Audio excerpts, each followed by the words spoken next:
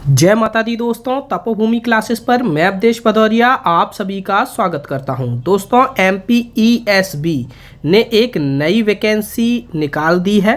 ITI में TO की vacancy आई हैं जिनका काफ़ी समय से लोग इंतज़ार कर रहे थे। ठीक है, अगर आप यहां पर देखेंगे तो इसकी रूल बुक आपको मिल जाएगी। उसी रूल बुक को आज मैं आपको दिखाने वाला हूं। और एक विशेषता है इस बार की एग्ज़ाम में, इस बार की परीक्षा में, कि इस बार कुछ पोस्टें नॉन टेक्निकल लोगों के लिए भी आई हैं। वैसे हमेशा टेक्निकल लोगों के लिए ही पोस्टें इसमें रहती हैं, लेकिन इस बार कुछ पोस्ट नॉन टेक्निकल के लिए भी हैं। तो इसके लिए पूरा वीडियो देखिएगा। आवेदन भरने की प्रारंभ तिथि 9 अगस्त से आवेदन भरना शुरू हो जाएंगे, 23 अगस्त तक भरे जाएंगे। संशोधन की अंतिम तिथि 28 अगस्त रहेगी। ठीक है, परीक्षा की जो डेट है वो भी अभी से अनाउंस हो गई है। 30/9/2024 से परीक्षा शुरू हो जाएंगी। अगर यहाँ पर भर्ती के लिए जो आप भरेंगे ना, यहाँ पर अलग अलग प्रकार की पोस्टें हैं, अलग अलग आपको उनके लिए पेपर देने पड़ेंगे। एक पेपर के लिए अगर आप भरेंगे तो 500 रुपये आपके लगेंगे अगर आप अनरिजर्व कैटेगरी में। बाकी इसके अलावा किसी भी अन्य कैटेगरी से हैं तो आपके 250 रुपये प्रति प्रश्न पत्र लगेंगे। ठीक है, और बैकलॉग की जो भर्ती है ना, उनके लिए कोई शुल्क आपको नहीं देना होगा। ठीक है, और यहाँ पर एक महत्वपूर्ण बात है, शुरू में ही यहाँ पर देखिए लिख दिया गया है कि यह परीक्षा केवल मध्य प्रदेश के मूल निवासियों के लिए ही है। ठीक है, केवल मध्य प्रदेश के मूल निवासी ही इस परीक्षा में बैठ पाएंगे। तो चलिए आगे बढ़ते हैं और कुछ विशेष चीज़ें देखते हैं। जैसे ही आप इस रूल बुक में नीचे जाएंगे, आपको यहाँ पर पूरी सूची दी गई है कि रूल बुक में आपको आगे क्या क्या देखने को मिलेगा। विभागवार रिक्त पदों का विवरण आपको 13 से 25 नंबर तक पेजों पर मिलेगा, और फिर आपका जो पाठ्यक्रम है, सिलेबस 44 से 62 तक मिलेगा। चलिए हम आगे बढ़ते हैं और देखते हैं। सबसे पहले हमारे लिए जो महत्वपूर्ण जानकारी है वो रहेगी आपकी एज क्राइटेरिया। ठीक है, तो एज क्राइटेरिया जो है हमारा, वो आपका ये देखिए, खुली प्रतियोगिता में सीधी भर्ती से पदों का जो है वो 21 से लेकर 40 साल तक। ठीक है, मध्य प्रदेश लोक सेवा आयोग से भरे जाने वाले पद, लेकिन लोक सेवा के आयोग की परिधि के बाहर भरे जाने वाले पद हैं, इसलिए यहाँ पर ये 18 से 40 आपकी रहेगी। और अगर आप अनुसूचित जाति, जनजाति, अन्य पिछड़ा वर्ग में हैं तो 18 से 45 आपकी एज ग्रुप रहेगी। इन एज ग्रुप में आप फॉर्म भर सकते हैं। आगे देखते हैं पदों की कुल संख्या कितनी है। तो यहाँ पर देखेंगे, अगर पदों की कुल संख्या के बारे में बात की जाए तो कुल 450 पद है। ये 2 बार लिखा है, इसका मतलब ये नहीं कि 450 और 450 900 हो गए, ये एक ही है, यहाँ पर कुल कर दिया गया है। ठीक है, अनारक्षित के 131 पद हैं, EWS के आपके 40 पद हैं, अनुसूचित जाति के 71 पद हैं, जनजाति के 89 पद हैं, और अन्य पिछड़ा वर्ग OBC के 119 पद हैं। यहाँ पर टोटल 12 प्रकार की आपकी पोस्ट कोड है। ठीक है, जिसमें से आपकी 10 पोस्ट कोड जो है ना वो टेक्निकल है और 2 पोस्ट कोड आपकी नॉन टेक्निकल है, लेकिन उनके लिए भी कुछ एलिजिबिलिटी क्राइटेरिया निर्धारित किया गया है। आप देखेंगे, पहली आपकी जो पोस्ट कोड है वो फिटर के लिए है, ITI TO फिटर, जिसमें कुल 70 पद निकले हैं। उसके बाद आपका वेल्डर है जिसमें 82 पद है, इलेक्ट्रीशियन है जिसमें 60 पद हैं, आपका कोपा है यानी कि computer operator and programming assistant, उसके 70 पद हैं, टर्नर के 20 पद हैं, और मशीनिस्ट कंपोजिट के 16 पद हैं, प्रशिक्षण अधिकारी डीजल मैकेनिक के 20 पद हैं, मोटर मैकेनिक के 50 पद हैं, सर्वेयर के आपके 8 ही पद हैं, स्टेनो हिंदी जो कि एक नॉन टेक्निकल हो गई, इसके 16 पद हैं, और प्रशिक्षण अधिकारी सामाजिक अध्ययन सोशल साइंस, ठीक है, उसके 22 पद हैं। तो ये दोनों आपकी नॉन टेक्निकल हो गई। तो नॉन टेक्निकल के कुल पोस्ट अगर देखे जाएंगे तो 16 प्लस आपके 22 हो जाएंगे। मेंटेनेंस मैकेनिक के 16 पद हैं। इस प्रकार से कुल 450 पद हैं। और ऐसा नहीं है कि आप किसी एक ही पोस्ट कोड के लिए फॉर्म भर सकते हैं। आप अगर एलिजिबल हैं तो 2 post code, 3 post code, 4 post code, कितनी भी पोस्ट के लिए फॉर्म भर सकते हैं। आप जितनी पोस्ट कोड के लिए फॉर्म भरेंगे आपके उतने ही पेपर होंगे और उतनी ही आपकी फॉर्म फीस लगेगी। आगे हम देखते हैं, सभी के लिए जो जितने भी आपके पोस्ट कोड हैं उन सभी के लिए शैक्षणिक योग्यता और उनके वेतनमान की जानकारी दी गई है। जैसे यहाँ पर अगर हम फिटर की बात करें तो फिटर का वेतनमान 32,800 से 1,36,000 है। ठीक है, और अगर शैक्षणिक योग्यता देखी जाए तो या तो आपके पास हाई स्कूल या पुरानी पद्धति से 11th किया है, उसके साथ आपके पास ITI होनी चाहिए। ठीक है, इसी में ITI NC शिक्षुता परीक्षा उत्तीर्ण होनी चाहिए संबंधित ट्रेड में। इसी ट्रेड में, फिटर में, ठीक है, ITI होनी चाहिए। ITI नहीं है कोई बात नहीं, अगर आपने पॉलिटेक्निक से 3 साल का डिप्लोमा कर रखा है या फिर 4 साल की इंजीनियरिंग की डिग्री कर रखी है और इन उसमें कर रखी है, मैकेनिकल में कर रखी है, ठीक है, प्रोडक्शन के फील्ड में mechanical engineering, industry integrated production, industrial वगैरह वगैरह, ये जितनी भी चीज़ें दी हैं इनमें अगर आपने कर रखा है तो भी आप इसके लिए एलिजिबल हैं, है ना।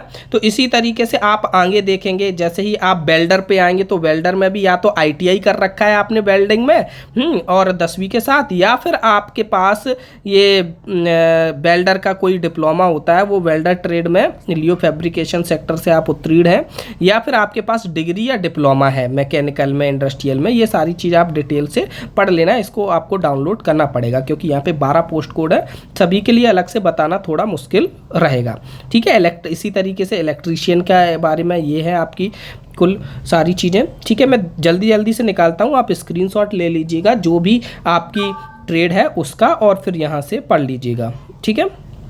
ये इलेक्ट्रीशियन की, ये कोपा की पोस्ट हो गई। यहाँ पर आप क्या है, कंप्यूटर साइंस भी अगर आपके पास BSc वगैरह है तो वहाँ से भी आप काम कर सकते, मतलब इसके लिए फॉर्म भर सकते हैं, है ना। तो इसकी भी यहाँ पर शैक्षणिक योग्यता ध्यानपूर्वक आप देख लीजिएगा कोपा की।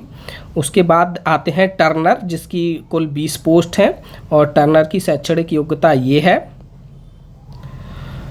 टर्नर के बाद अपन आते हैं मशीनिस्ट कंपोजिट पे। मशीनिस्ट कंपोजिट की शैक्षणिक योग्यता यहाँ पर दी गई है। डीजल मैकेनिक की शैक्षणिक योग्यता ये है, ऑटोमोबाइल वगैरह में आपके पास इंजीनियरिंग हो या डिप्लोमा हो। मोटर मैकेनिक के लिए ये है योग्यता, आप स्क्रीनशॉट लेके पढ़ते रहिएगा। मैकेनिक के लिए और सर्वेयर के लिए ये है योग्यता। सिविल से आपके पास डिग्री हो या फिर कोई डिप्लोमा हो इससे रिलेटेड, सर्वेइंग के काम से रिलेटेड, या फिर सर्वेयर में ही आपके पास ITI हो। अब हम आते हैं स्टेनो हिंदी, जो कि एक नॉन टेक्निकल पोस्ट है लेकिन इसके लिए तो बहुत सारी चीज़ें चाहिए।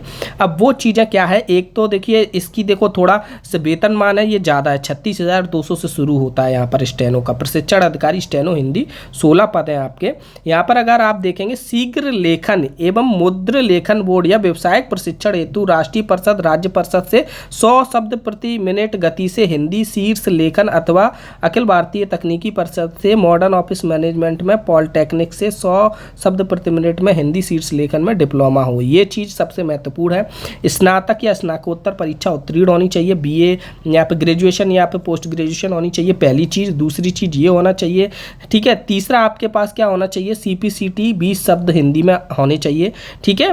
और आपके साथ ही साथ वैध स्कोर कार्ड यानी कि नंबर भी आने चाहिए, आपके पास होने चाहिए CPCT, ठीक है। इसके अलावा किसी भी मान्यता प्राप्त संस्थान से 1 साल का कंप्यूटर डिप्लोमा, वही होता है DCA PG DCA वगैरह वगैरह ये।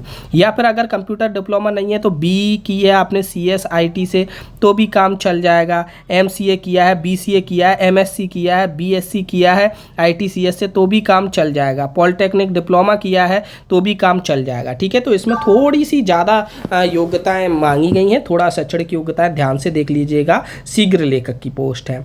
अब देखेंगे स्टेनो हिंदी, ये वही है, 14 पोस्टें और हैं। ये आपकी किसमें है,